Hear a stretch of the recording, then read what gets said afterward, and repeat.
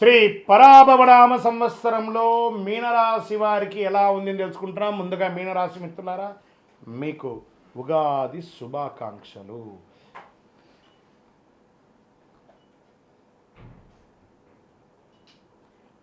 ఈ సంవత్సరం మీకు ఆదాయం 14, వ్యయం 11, రాజపూజ్యం 7, అవమానం 2.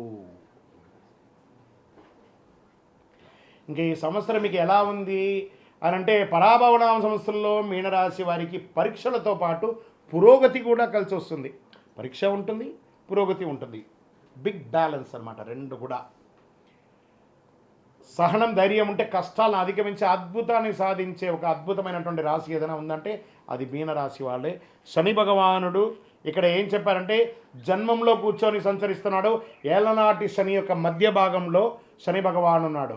మానసిక ఒత్తిడి పెరుగుతుంది, బాధ్యతలు పెరుగుతాయి, ఆధ్యాత్మికత పెరుగుతుంది, కష్టపడి పని చేయాల్సిన పరిస్థితి వస్తుంది శని వల్ల. మరి గురు భగవానుడు ఎలా ఉన్నాడంటే, ప్రారంభంలో గురుడు 4వ ఇంట్లో, జూన్ 2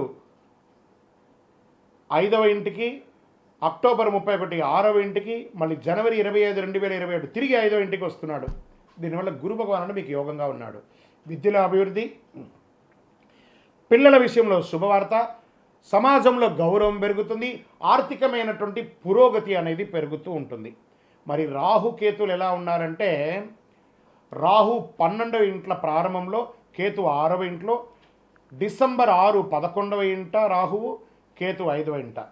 ఇంకా ఓవరాల్గా ఈ సంవత్సరం ఫలితం ఎలా ఉందంటే, ఆదాయం పెరుగుతుంది, శత్రువులపై విజయం సాధిస్తారు, సమాజంలో పలుకుబడి ఉన్న వాళ్ళ యొక్క పరిచయాలు పెరుగుతాయి, రాజకీయంగా ఉన్న వాళ్ళకి ఇదొక అద్భుతమైనటువంటి సమయంగా కూడా చెప్పవచ్చు.